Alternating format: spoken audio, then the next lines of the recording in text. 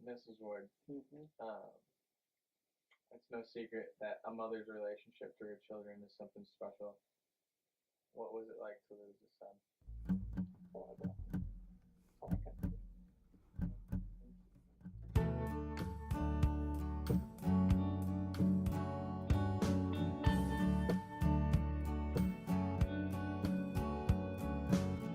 I didn't hear the exploding shells, nor the crackle of small arms fire. I didn't smell war's burning smells, hear the rattle of cans on a perimeter wire. I didn't see the enemy, I know not friend or foe. I was in my son's war, the other war he brought back home. So we're here for the Soldier's Heart to kind of talk about veteran loss from the family's perspective. I'm James. I'm a medical student at MCW, Medical College of Wisconsin, and I'm here with some people who that topic kind of has affected uh, pretty intimately. So if we can just introduce ourselves kind of here, starting here. John McHugh. Lorraine Ward. Elizabeth Ward. John Ward. Thank you guys all for letting us come here and talk to you in your home. I really appreciate it. He was a pretty normal boy growing up in a small community here with the trout streams and the woods, and it was a great place for a boy to grow up, especially if you like the outdoors. And he was a pretty normal kid, went to school, but he always liked the idea of going into the military, and I'm sure it's like a lot of the young men and women. They have, there's some glory attached to it. He went to basic training, Fort Knox, Kentucky, and he graduated in August of 2004 from Fort Knox. And by September, he was in Iraq, and that's when the fun began. But he served over there, but we started noticing after he got out of Iraq and he was at his base back in Germany that it'd be a month and we wouldn't hear from him. So we scrambled and got phone numbers for his base over there. And anyway, yeah, he left a message for him to call us. Yeah, it was fine, but we didn't know at the time that there was definite signs of cracking, having some issues. Then he came home and basically quit the army, and we were very disappointed. And anyway, but as it turned out, we found out later that he was drunk on duty, getting in fights. He lost a front tooth over there in a bar fight, and we're looking at each other saying, "This is not our son. This isn't him." And of course, he came home, and it took a while to get him into the VA, but we got him into the VA for a couple programs. He did so well down there. He went to his PTSD classes. He was in the 12-step get off all that. Yeah, really good Yeah, shape. he had gotten really good shape. He was working out. He was running. He was eating healthy, but he just couldn't fight it. He would always, he was Something just, would happen, something would and he'd happen, and take he steps just couldn't backwards, fight it. and Addiction's a horrible thing. turns out even his probation officer down there had said that he stopped in one day, and he said the place was, Jake said, "Oh yeah, I'm meaning to clean up," but anyway, it was something, and those were just some of the signs that I knew something was not right. and he doesn't want to talk about it. When he got out of that treatment, he came home for his birthday and completely different kid. He was nice. I mean, it was like we got the old Jake back, and he was nice to his mother, and and then I don't know, just a short time later, then he relapsed again, and we had to pay his rent for August, and I was not happy about that because he took his disability and blew it on well, we didn't know he was doing like heroin and cocaine and all that. I thought he was just doing weed. And then end of August, early September, we had the local county sheriff's office pull up, and I wasn't home. I was still working. My wife was home. And they had told us that they found my boy passed away. That was September 4th, Wednesday, and so that's kind of in a nutshell. I could go on and on, but Thank you. I appreciate that. I know it's hard to talk about. You kind of talked about it. If you guys wanted to kind of add to it as a mother and as a sister and as a father, kind of the changes you noticed in Jake before he left for war and when he came back. You can just always tell when they're doing drugs. You can totally tell when a person is doing drugs. That's all I can say.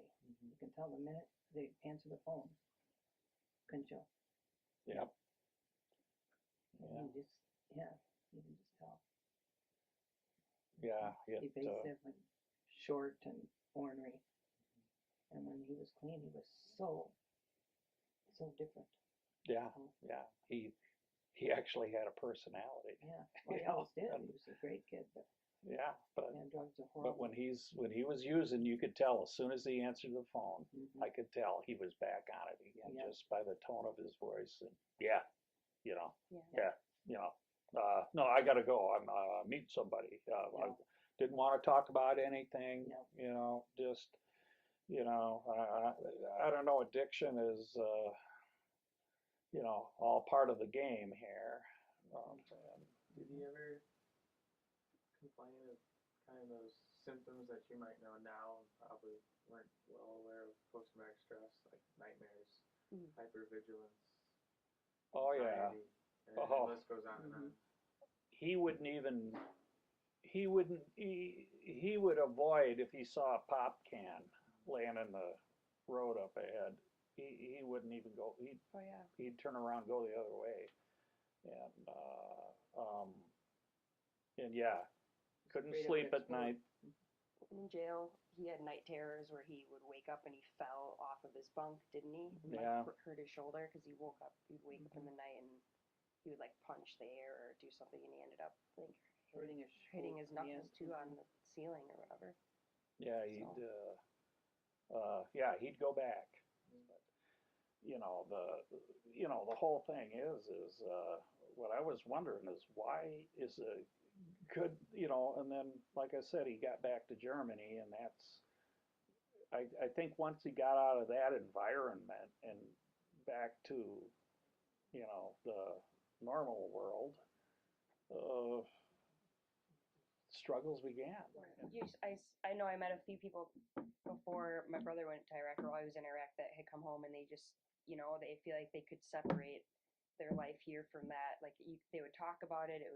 They just seemed, like it wasn't how my brother was when he came home. So I kind of expected him to be more like that, like these other people I had met where it was their job and then they'd come home and they were fine with, I'm sure they weren't fine with it, but it didn't affect them the same way. So I remember him being back here, and some of his other people his age that live here that are in like National Guard and stuff, they didn't understand what he had been through. Because they were all, none of them were sent over, and they should still be commended for being in the military, but they would make fun of him, and they'd be like, I know that you guys are just playing Xbox over there. Like they would say stuff to him, and he would be like, what? So 'Cause that probably they- rub him the yeah, wrong way. I saw him get. I mean, I had to pull him off of Tony one time because he was just basically telling him like, "You guys didn't do anything over there. You just play video games, and you know, that's it's kind of got to be a slap in the face if you're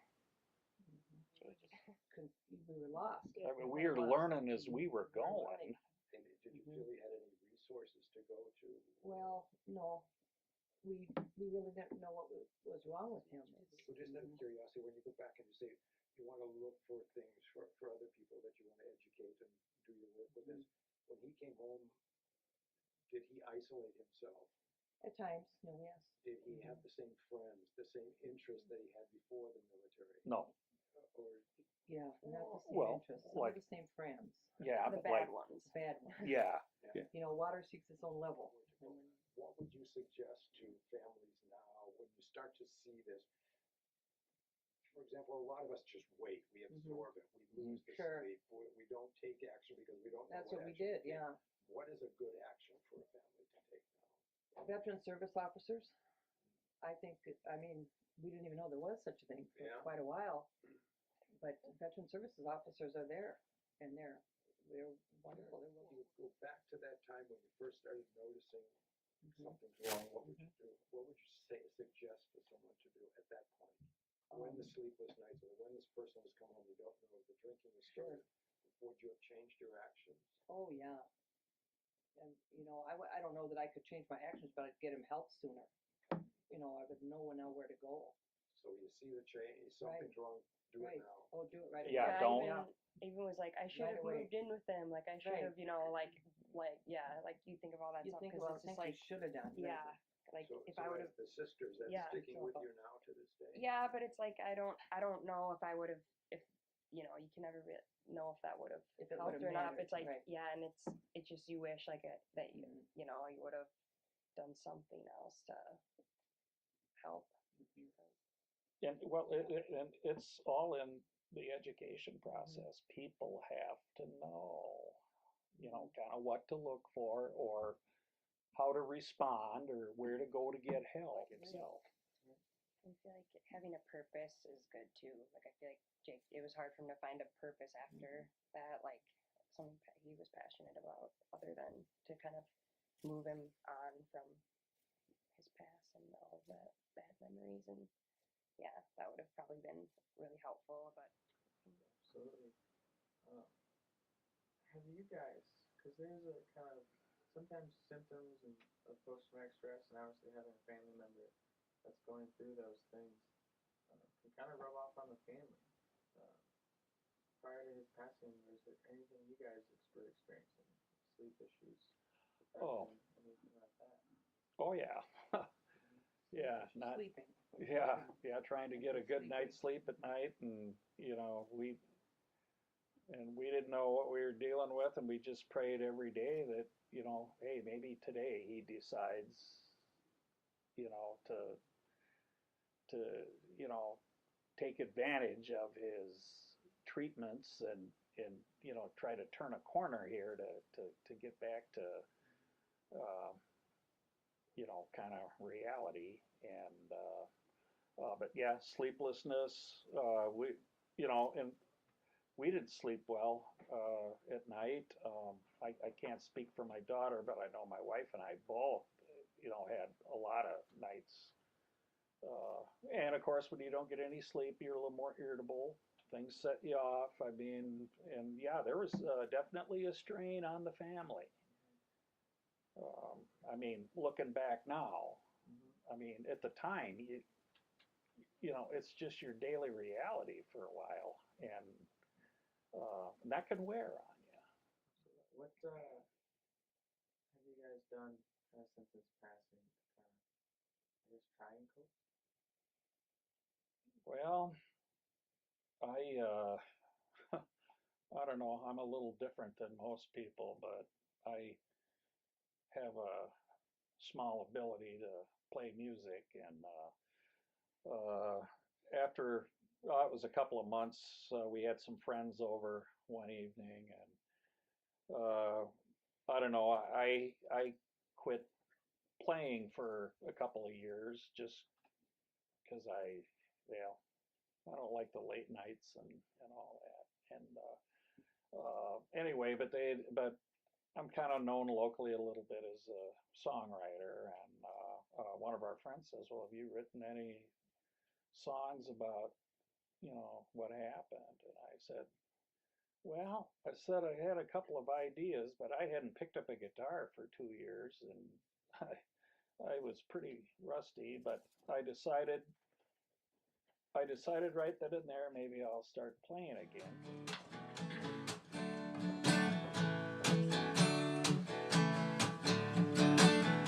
Let the healing begin. Let the healing begin. Open the door, let a little light in. Let me say it again and again. Let the healing begin.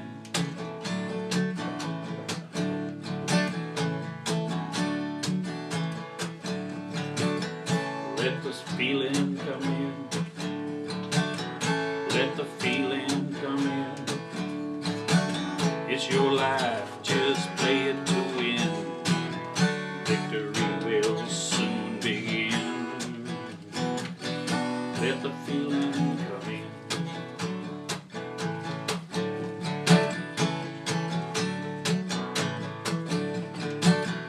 Let the ceiling fall in. Let the ceiling fall in. When things get tough, you just gotta dig in. Let your fortitude kick in. Let the ceiling fall in.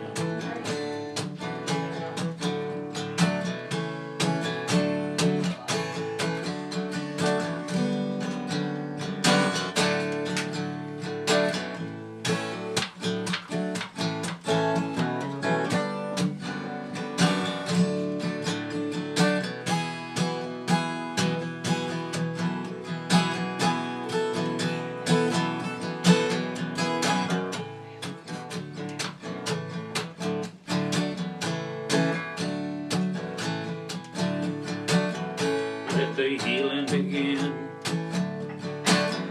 Let the healing begin. It doesn't matter what war you were in. Go ahead, what the hell, we're all friends. Let the healing begin.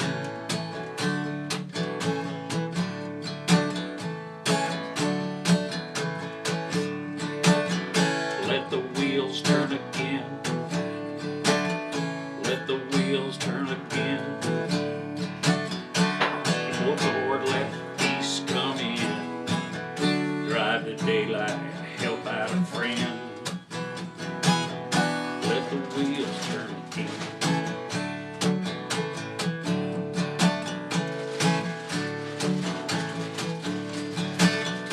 Let the healing begin. Let the healing begin. It doesn't matter what war you were in. Sometimes you gotta take one on the chin. Let the healing begin.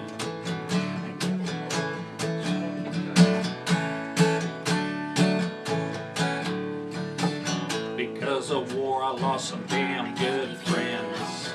Guess it'll be that way until it ends. Let the healing begin. Don't kick it.